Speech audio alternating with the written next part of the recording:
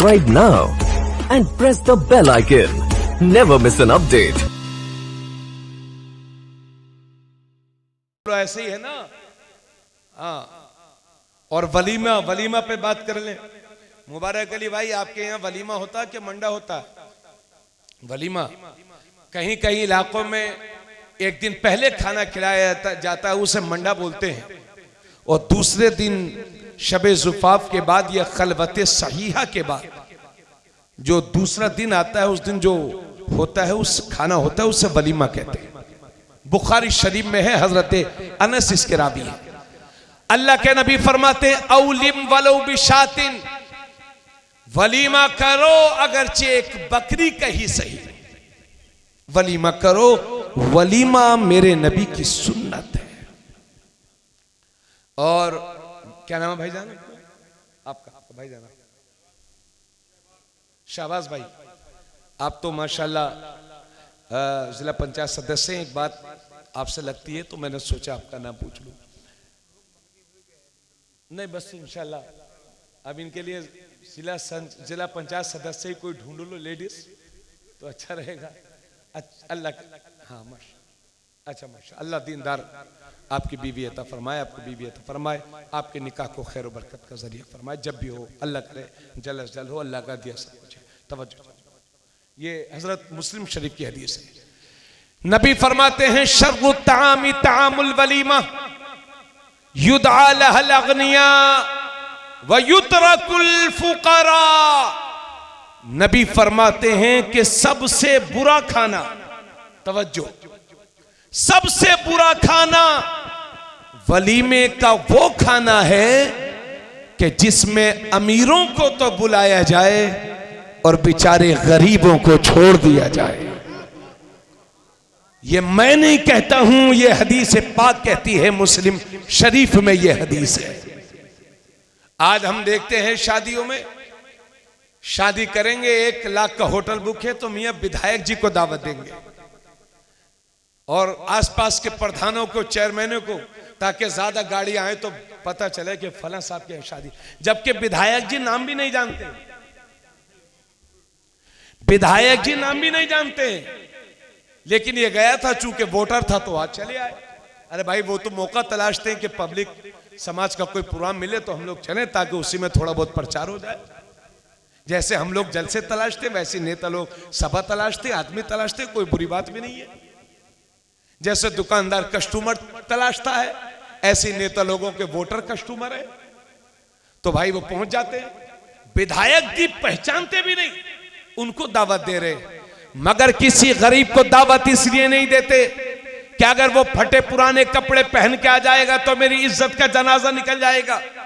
यही वजह है कि हम देखते हैं जब बाप का 40वां होता है या 20वां, तो इमाम साहब आप मेरे अब्बा का 40वां है और आज शाम को घर पे ही खाना खाना है और मदरसे के जितने बच्चे हैं सबको लेकर आइएगा, कोई छूटने ना पाए। और जब शादी होगी तो बस इमाम साहब ने निकाह पढ़ाया और छुट्टी। अगर मदरसे का गरीब बच्चा आ जाएगा तो वो फटे पुराने कपड़े पहन के आएगा, मेरी इज्जत क्या रह जाएगी? अगर यही घटिया सोच है तो लोगों, तुमने तलबा के बदन पर फटे पुराने कपड़े देखे हैं, मगर नबी फरमाते हैं जो दीन का तालिब इल्म होता है, अल्लाह के मुकद्दस फरिश्ते उसके कदमों के नीचे अपने परों को बिछाए चलते हैं। इसलिए अगर शादी करो, 11वीं करो या कोई और मौके पर खाना खिलाओ तो अपने गरीब भाइयों को जरूर पूछा करो। भाई, मालदार की दोस्ती मालदारों से होती है, गरीबों की दोस्ती गरीबों से होती है। तो अगर कोई मालदार शादी करेगा तो मालदार ही को बुलाएगा, लेकिन कम से कम चंद गरीब तो हो।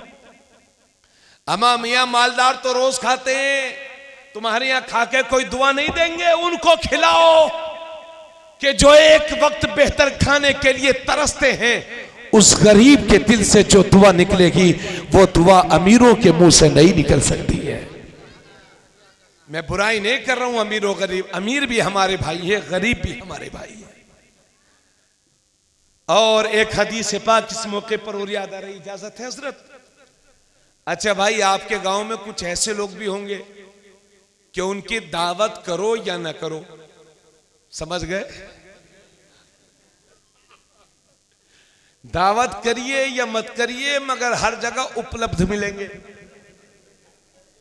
इसलिए लोग उनकी दावत कर ही देते हैं कि इसको तो वैसे भी आना है।